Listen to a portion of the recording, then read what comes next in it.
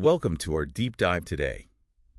We're going to be tackling kind of an intriguing question and a little unsettling one, too.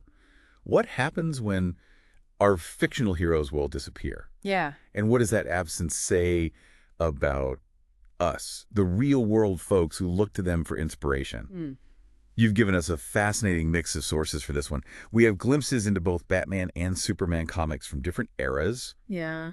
a peek at Spider-Man facing a very different kind of threat from Doc Ock, Right. and this really thought-provoking LinkedIn post Yeah. speculating on Batman's absence from Gotham. It's a great mix, isn't it? I think it really allows us to explore kind of the evolving nature of heroism and villainy, too, Yeah. in ways you might not expect. Okay, so let's start with that LinkedIn post because Yeah. it really grabbed my attention. Yeah. The author, Jim Ames, paints this picture of Gotham without Batman Uh-huh. that's both familiar and incredibly eerie. And I think what's so clever about Ames's approach is that he focuses on Bruce Wayne's disillusionment, not just Batman's absence. Wow. It's not about a single villain or threat. Yeah. It's the sense that the very systems that Bruce Wayne has been fighting are rigged against him. Right. It's almost like the city itself is rejecting the idea of a hero. So no more bat signal slicing through the night sky, Yeah, no more fear striking into the hearts of criminals. right. Just silence. But is it really silence? Hmm. Think about it. That absence, that void where Batman used to be, Yeah. becomes a message in itself, maybe even louder than his usual actions. It's almost like Gotham is holding its breath, waiting to see what will fill that void. And that uncertainty, Yeah. that fear of the unknown can be paralyzing. That's a great point. Mm-hmm. Because we as readers, or in this case, the citizens of Gotham, are so used to Batman being there, being that force of order in the chaos. Yeah. When he's gone, it's not just about missing a symbol. It's about realizing how much we may have relied on him Right. and what happens when that crutch is gone. Exactly. And Ames takes it a step further, arguing that Bruce Wayne, for all his wealth and gadgets, ultimately became a symbol of a larger issue. Yeah. That feeling many of us have, that even extraordinary efforts can't really overcome deeply entrenched corruption and greed. Wow. If Batman gives up, Yeah. what hope is there for the rest of us? It's like he's saying, look, I can train, I can build cool gadgets, I can punch really hard, but even I can't fix this. Right. And that's a terrifying thought, because if someone with that level of dedication or resources can't make a dent, what does that mean for the rest of us? And that's where Ames's question really hits home. If even Batman gives up, who will stand against the darkness? Yeah. Are we just going to sit back and wait for another hero to emerge, or are we going to take responsibility for our own city, our own world? Right. He doesn't give an easy answer, but he definitely makes you think about your own role in fighting for what's right. That's a powerful challenge, that's for sure. And it makes you wonder what happens when the kind of challenges heroes face become less about brute force and more about these systemic issues. The kind that can't be solved with a punch or a gadget. Well, that's a great segue, because while Batman's gone silent, another hero faces a different kind of challenge. This Spider-Man story throws us into a situation where the lines between hero and villain get incredibly blurry. Okay. Uh, Yeah. This Spider-Man story, it's not your typical supervillain brawl. It's a political coup orchestrated by none other than Dr. Octopus. Right. And what's fascinating here is that he's not doing it for power or wealth. Yeah. He actually believes he can run things better, that people need a firm hand to unite them. You know, this control over information, Yeah. this is what makes totalitarian regimes so effective. Okay. It's not just about brute force, Right. but shaping what people believe is possible. Right. Doc, in this story, Uh-huh.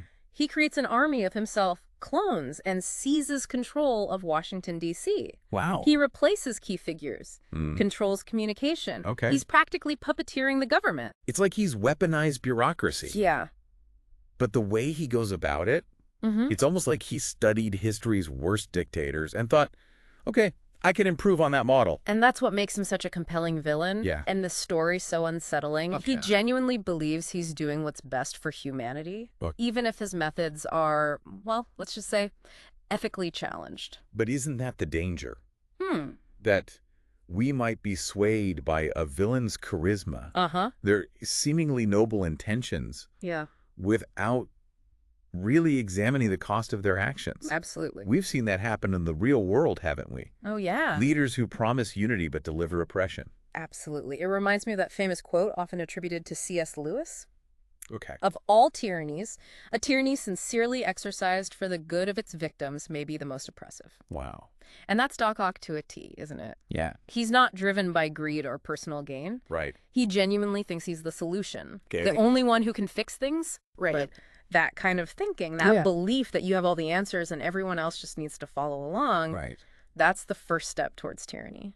And this idea of unity that Doc Ock keeps pushing, Yeah. it makes you wonder, is that really what unity looks like? Mm. Or is he, for all his intellect, falling into the same trap as the corrupt officials he replaced? Mm-hmm.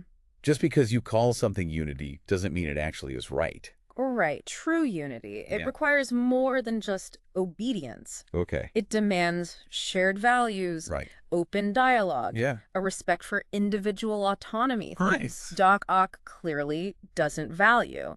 Yeah. He sees people as pawns in his grand scheme, not individuals with their own thoughts and feelings. Which brings us back to this idea of evolving challenges for heroes. Uh-huh. Because in this story, Spider-Man isn't just facing a physical threat. Right. He's up against a villain who's manipulating the very fabric of society, the Yeah. way information flows, the way people think. Yeah.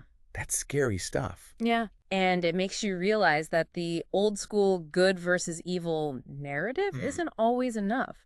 Because sometimes the enemy isn't a giant monster or a mad scientist with a death ray. Right. It's something far more subtle, more insidious. Okay. Something that can warp our perceptions and make us question who the real heroes are. So we see how blurry the lines can get. Yeah. But what about when the enemy is always clear, yet keeps evolving? That's where Superman comes in.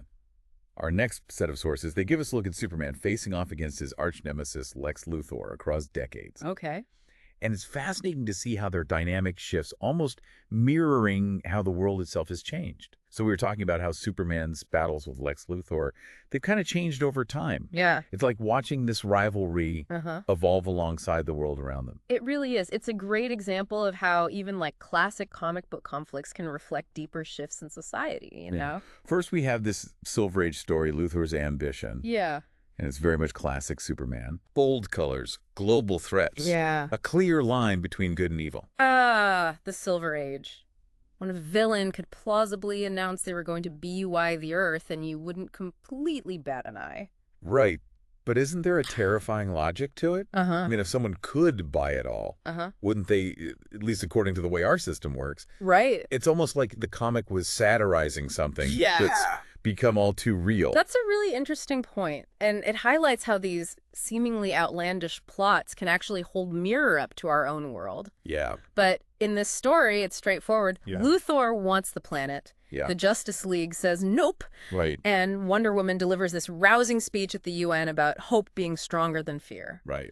Classic superhero stuff. But then we jump ahead half a century later. Yeah. And things feel different. The art style is grittier, the tone's more cynical. Uh-huh. And Lex Luthor isn't launching death rays. He's playing the long game. He's gone from evil genius in a purple suit to that guy you see on financial news, but way more villainous Right. instead of brute force. Yeah.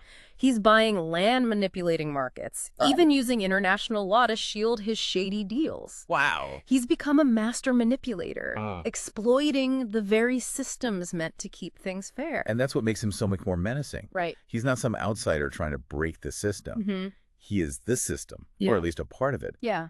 And it makes you realize how much harder it is to fight an enemy who can hide behind layers of bureaucracy and legalese. Exactly. And notice how even Superman's victory in this later story, Yeah. it feels less decisive, less triumphant.